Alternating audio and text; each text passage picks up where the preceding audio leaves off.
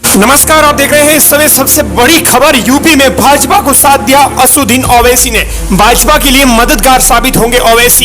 इस वक्त की सबसे बड़ी खबर यूपी के लोकसभा चुनावों को लेकर आ रही है। दरअसल यूपी में लोकसभा चुनाव में अब भाजपा के लिए ओवैसी मददगार साबित होने वाले हैं। साफ तौर पर बताएं तो असदुद्दीन ओवैसी योगी का साथ देने वाले हैं। दरअसल यूपी में 2024 के इस लोकसभा चुनाव में 90% मुस्लिम वोटर्स ने सपा को वोट दिया। सपा मुस्लिमों के साथ क्या कर रही है ये सभी ने देखा है। अखिलेश यादव कहते हैं कि ओवैसी बीजेपी की बी टीम है, इसीलिए बार बार यूपी में आकर चुनाव लड़ते हैं। वो अखिलेश ये बताना चाहते हैं कि क्या इसीलिए डॉक्टर एसटी हसन का टिकट कटवाया गया था।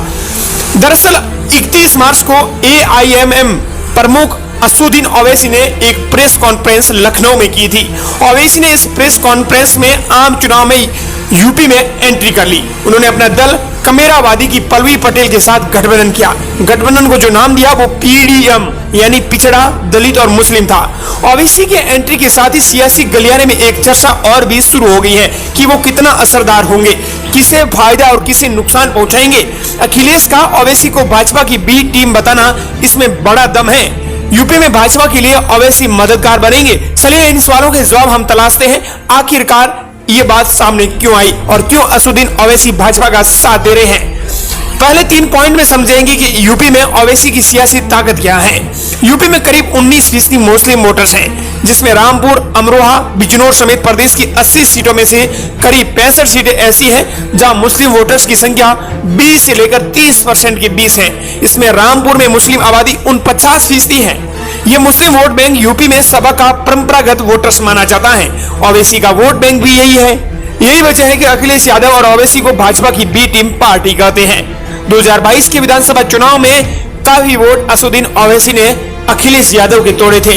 2023 नगर निगम के चुनाव में भी यही हाल देखने को मिले। अब 2024 के लोकसभा चुनाव में भी यही इफेक्ट डालेंगे। दरअसल 5 साल में 2.5 लाख वोट ज्यादा मिले। दोगुनी सीटों पर उन्होंने प्रत्याशी उतारे।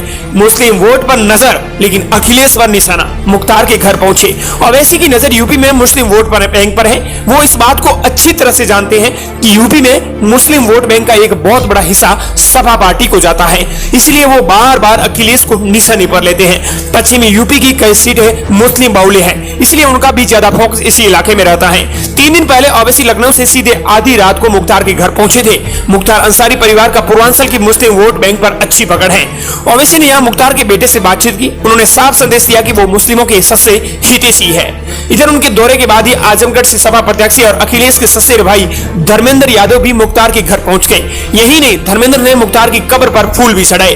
ऐसे में दोनों वोटर्स जुटाने में लगे हुए हैं। सपा ने अब तक 47 सीटों पर प्रत्याशियों के जो नाम के ऐलान किए हैं, इनमें से सिर्फ 3 मुस्लिम चेहरे हैं। ऐसे में चर्चा है कि पहले चरण की 8 सीटों को छोड़कर 38 सीटों पर ओवैसी की नजर उन मुस्लिम बाहुल्य सीटों पर हो सकती है जहां सपा ने मुस्लिम कैंडिडेट नहीं उतारे हैं। संभल लोकसभा सीट मुस्लिम बाहुल्य सीट है और यहां से सभी कुरहमान वर्ग के पोते को टिकट दिया गया है। यूपी में एम्स जो चुनाव लड़े उसमें संभल में सबसे अच्छा वोट हासिल हुआ। बता दें कि असदुद्दीन ओवैसी की जो यूपी की सियासत है उसमें उसका विस्तार नजर आ रहा है। 38 सीटों पर अपने प्रत्याशी उतारे थे। विधानसभा चुनाव 2017 के दौरान 10,000 से ज्यादा वोट वाली सीटें थी जहां पर उतारे। यूपी विधानसभा चुनाव 2022 में 95 सीटों पर अपने प्रत्याशी उतारे थे। लेकिन लोकसभा चुनाव 2024 की बात करें तो असदुद्दीन ओवैसी काफी तक शांत साइलेंट बैठे हुए हैं। ऐसे में माना जा रहा है कि मोदी सरकार को वो सीधा समर्थन दे रहे हैं। जैसे अखिलेश यादव ने भी उन्हें बता दें कि बीजेपी की बी टीम असदुद्दीन ओवैसी को बताया है। लेकिन असदुद्दीन ओवैसी को आप किस नजरिए से देखते हैं, जरूर बताएं। क्या असदुद्दीन ओवैसी वास्तव में भाजपा का मददगार साबित हो रहे हैं या भाजपा का पीछे बैकग्राउंड से सपोर्ट कर रहे हैं? आप इसे किस नजरिए से देखते हैं, प्रतिक्रिया जरूर देना।